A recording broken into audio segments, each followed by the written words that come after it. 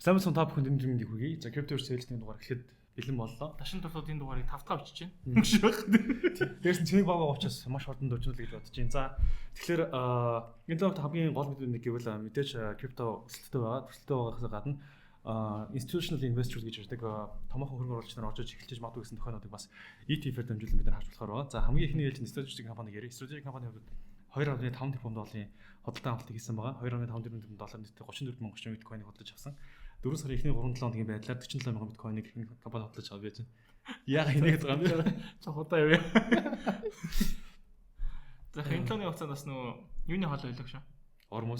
Ормозын хоолойг нээж хаасан. Тэрийг тавтаасан чинь ормозын хоолойг нээж хааж нэлээ бас зах зээлийг нэлээ савлуулж байлаа. За энэ дээр нэг ажиглагдсан зүйл нөх юм бол алтвал ормозын хоолой нээж хаахад бол юм унаад байна. Ормозын хоолой маань нээж хаагдаад хад өсөд байгаа нэг юм байна. Тэр нь бол BTC бол өсөд байна. Тэгээ энэ өөрөө Иранчууд BTC-гээс ажиллаад эхэлсэн гэдэгт холбоотой магадгүй. За ямар ч тач 77 мянга гэдэг энэ төвшнийг болонгууд Microsoft буюу одоо strategic компани бол худалдаж авах тохиромжтой хүн гэж хаагдах шиг байна. Дээрээс нь Америкийн цагаан хурднаас болонгууд биткойныг стратегийн нөөц хөрөнгийн нэг болохыг одоо хүлэн зөвшөөрөх тухай энэ одоо энэ зарлиг гэх юм уу тогтоол гэх юм уу энэ зүйл гарахад ойртсон байж магадгүй тухай бас мэдээлэл хийгээд авсан. Хэрвээ энэ мэдээллийг бодтоор хэрэгжээд нөөц хөрөнгө болох юм бол нөгөө бидний яадаг сая доллар гэдэг үнэлүү тэмүүлэх ганц суурь нь энэ бол магадгүй. Bull market эхлэл болж магадгүй тийм. Мэдээж энэ санхүү зөвлөх биш. За нөгөө талд бас Венесуэл бас ижил төсөл гарсан. Венесуэл бол газрын тус байна. Харин бид нэр газрын тусаа доллар юм өөр нэгэн валютаа зарахгүйгээр биткойныг зараад ингэх замаараа биткойныг хүс National Reserve буюу одоо тэр үндэсний нөөц хөрөнгөний санаа бүрдүүлье гэдэг зүйлийг одоо сөрөг хүчнээс дэвшүүлсэн хилцээд яриад явж байгаа юм байна. Тэгэд 4 сараас хойш 4 сарын 16-наас 4 сарын 20-ны хооронд 5 хоног дараалаад биткойн ETF-ийн цэвэрхэн курс бол дандаа нэмэгтэй байгаа. 16-нд бол 400 сая долларын худалдан авалт хийжсэн бол 20-ны одоо сүүлийн байдлаар бол 238 сая долларын худалдан авалт хийгдсэн гэдэг зүйл ярьж байгаа. За ингээд 5 хоног худалдан авалт нэмэгтэй гарсан institutional investor бас орж иж байна гэдэг байна. Энэ bull run-ы эхлэлийг бол ерөнхийдөө ETF-ийн inflow-оор харж болно гэдэг чинь тийм. Тэгэхээр inflow бол нэлээ сайжраад байгаа бол харж байгаа. Хавийн дээр graph-аар ямар хэмжээний мөнгөс л орж байгааг саруулж байна. Окей. За нүүдэлт нь болонгууд сөрөг мэдээ гарч байгаа нь болонгууд томоохон хэдийн портфолио руу одоо хойцлонгосын хакрууд халдаад нийт 600 орчим сая долларын одоо алдагдлыг бол амсгалсан явж байна гэдэг зүйл яригдж байна. За тэгэхээр AI болон одоо энэ хөгжилтэйгээр холбоотойгоор ботны хандлагууд бол улам нэмэгдээд байна. За тэгээд энэ хандлага ургасаа өөрчлөх байх гэдэг одоо сертикийн бас ахлах одоо шинжээч гэх юм одоо ахлах инвестигейтер мөрдөж гэх юм уу те бол бас анхааруулж хэлээд байгаа. Тэгээд мэдээж таны дэлгүүр биш бол таны крипто биш шүү гэдгийг онцгой анхаарай гэдгийгсэн. Нөгөө Wonka шаана гэв шаана гэдэг шиг хойд солонгосууд ер нь хактыг л хаагчаад байдаг те. Айлтай нэлээ хэтэлтэй нэлээ амар шиг юм аа. За тэгээд Европын холбоон дээр болонгууд юу басан? За 12 оны хамтарсан консорциумаас нь болонгууд Европын холбоотой одоо Микад хамтарсан стейбл койныг дэмжиж ажиллана гэдэг зүйлийг ярьсан. За энэ ерхий байр суурь нь бол Европын холбоонд хөгжүүлсэн стейбл койныг бол бүх улсууд дэмжиж ажиллана. Өөрсдийн гаргасан стейбл койныг бол хориглоё гэдэг тиймэрхүү байр суурийг баримталж ажиллаж байгаа. За Америкийн сонгуульч товроон дээр бас ижил төстэй зүйл ярьж байгаа. За Atkins маань юу гэж хэлсэн бэ гэхээр инновац шинэ төслийн хөгжил гэдэг ангиллалд токенжил гэдэг зүйлийг оруулаад энэгээр дамжуулаад маш олон одоо хөнгө сток бондуудыг токенжуулаад ажилд орч болох юм аа. Ингэснээр ер нь дараагийн яг энэ токенжил гэдэг зүйлийг албан ёсоор хүлээн зөвшөөрөх тэр эхлэлийг бас тавьж магадгүй гэдэг зүйл мэдээ бас гараад эхэлсэн байгаа. Одоо селлер маань нэлээ хэмжээний биткойн аваад гэсэн үг тийм. Майкл селлер бол ерөнхийдөө үнээр халцгаа аваад байгаа. Бараг энэ 70 хэдэн мянгаас төвшөнгө бол ерөнхийдөө хөдөлж аваад айгуу дэжгүй бүс байна гэж бодоход байгаа шүү дээ. 2024 оноос хойш хамгийн том худалдан авалтуудаа энэ 4-р сарын одоо эхний 3 хоногийн байдлаар л хийчээд байж байна. За бүгд нэр Солонгос улсад болонгууд Ripple-тэй холбоотойгоос мэдээ гарсан. За энэ нөгөө нэг засгийн газрын бондны төлөлтийг блокчейн дээр суулгуулсан хийхээр Kyobo Life Insurance гэх компанитай ярьсан байгаа. За Kyobo нь болонгууд одоо Солонгост хамгийн том торгос даахлын компани байгаа. Мөн түнчлэн хамгийн сүүлийн мэдээ болоод ярьчих. За блокчейн капитал болонгууд 700 сая долларыг одоо 2 сандаа босгож чадсан байгаа. За эднийх бол ер нь DeFi төслүүд бас крипто инфраструктурын төслүүд токенжуулалтын төслүүд RWA одоо real world төслүүд оруулалт гэдгээр алдартай. Тэгэхээр энэ хэмжээний мөнгөийг татж оруулж чадчихна гэдэгт цаашаа хөгжих өөр стейбл юу крипто төслүүдийг байгаа гэдгийг одоо ингээд анзаарцсан харцсан бас тэр чигээрээ тэр ч үүднээс болонгууд энэ хөрөнгө оруулалтыг бас өөр төр төлөвлөж чадсан байх гэж бодож байна. Тэгээд хэдүүлээ ямар төсөл хөрөнгө оруулалтыг харж чаад тэн дээр нь airdrop хийхээр бол бас ажиллах болох хаа. За ингээд миний өөрөх мэдээлэл бол энэ үрээд дуусж байна. За нэг сайн мэдээлэл басч та ямар ч айдсаа шунлын индекс маань бол өчигдрийн үед 61 буюу шуналтай гэсэн түвшин дээр заалаа.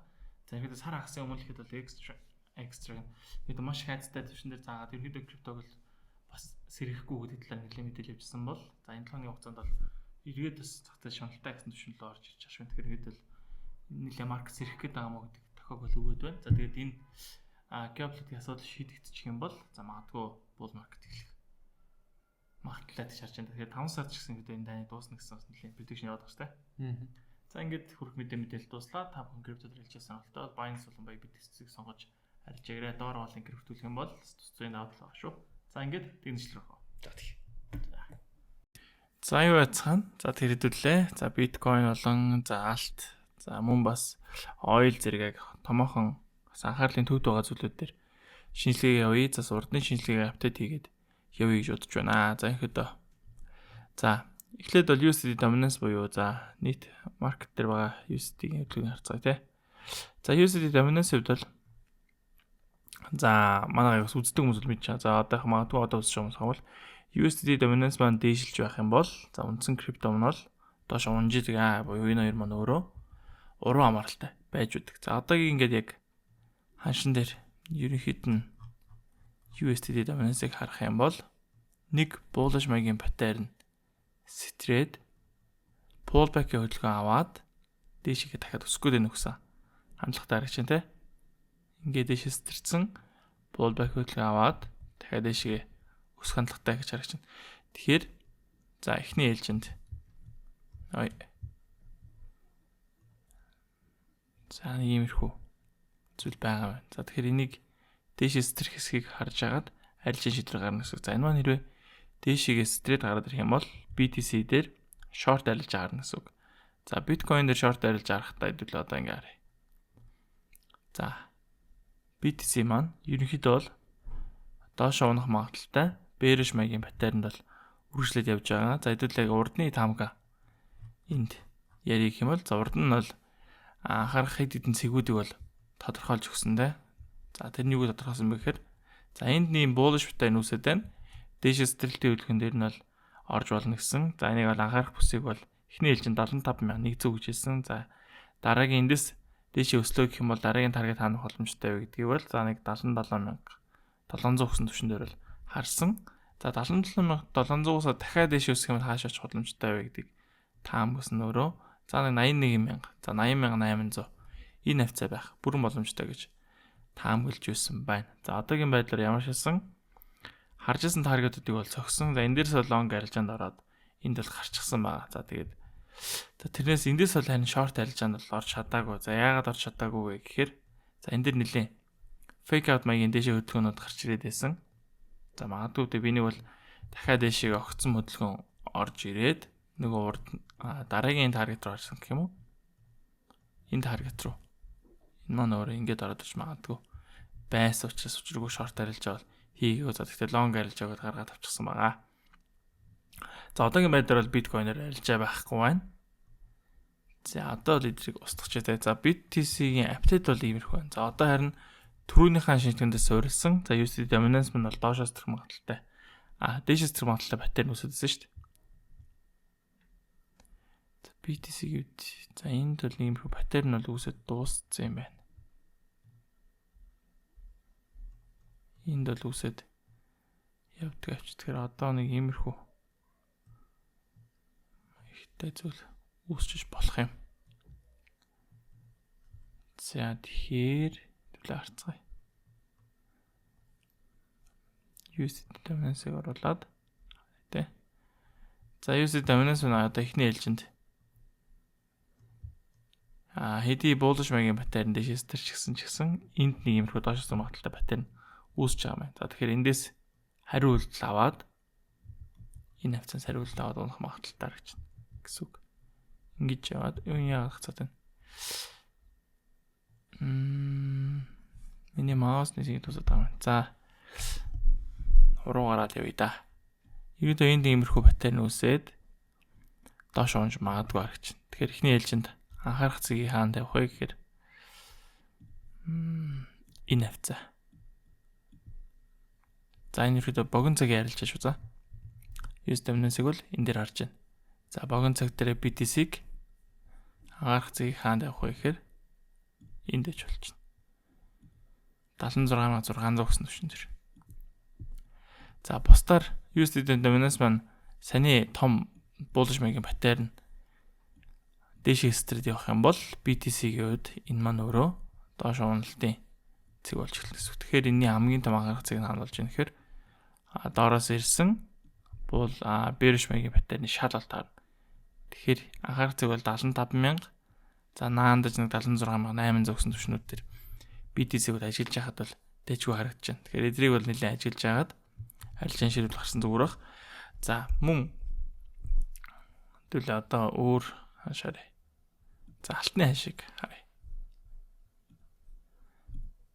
За алтны хашиг хэвэл юуг хамгаалсан бэ гэхээр ямар ч байсан bearish маягийн паттерн бол доошоос төрчихсөн учраас ерөнхий чиглэлийг бол доош харж байгаа. За тэгтээ хамгийн ойрын анхаарах цэг хаана вэ гэж таамагласан нь за энэ support resistance болж байгаа зоон батах тий 4596 гэсэн түвшин дээр байна. За мөн бас энийг маш гоё жишээ аваад байна. Одоо баг энэ төгж гэнэ удаа гэж харж байна. За эдийг арилгах ч ээ дөө. Урдны таамагуудыг л арилгах ч ээ. Ерөөсөө энэ range хөдөлгөөнийг л хэдүүлээ. Хүлээгээд байсан. За энэ range хөдөлгөөн бол одоо ингээ баг ороод ирчлээ шүү дээ. Тэгэхээр одоо хаанаас гоё хөдөлгөөн барьж авах боломж байна вэ гэхээр за магадгүй энэ мэдээнээс шалтгаалаад энэ хөдөлгөөн орж ирэхгүй байж магадгүй. За тэгтээ яг энэ уналж гэсэн мэдээтэй холбоотой л таах. За ингээд харч. Тэгээ миний маусын синг тоцох жоохон хэцүү зураад шүү. Тэрийг олгоорой.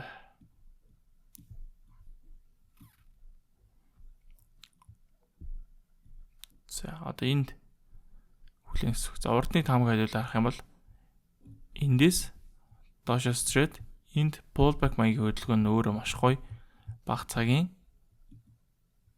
bearish маягийн паттерн энд үүссэн. Тэгэхээр одоо хэдүүлээ энийг хүлээж байгаад энд bearish маягийн паттерн хүлээнэ гэсэн үг.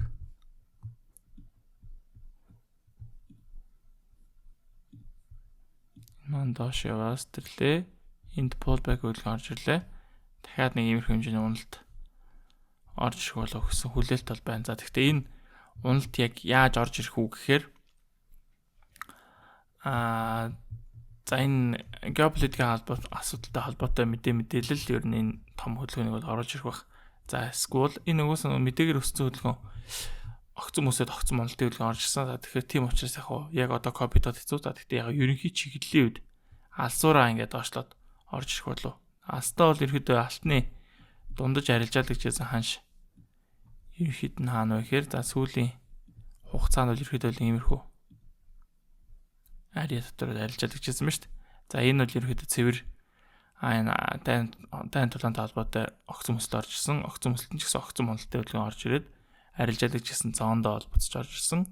За одоо бол яг ерөнхий бол байна. За тэгтээ яг энэ нэг доотлолтоо нэг 3900 дээдлэлтэй нэг 4600 гэсэн энэ range хөдөлгөөн дээр дахиад хэсэг арилжаалагдах болов гэсэн хүлээлт бол байна. Тэгэхээр хэдий бол алтыг бол уналтын хөдөлгөөн бол хүлээж байгаа. Тэгтээ бас хэдий бас стапд бүртгэр арилжаанд орно.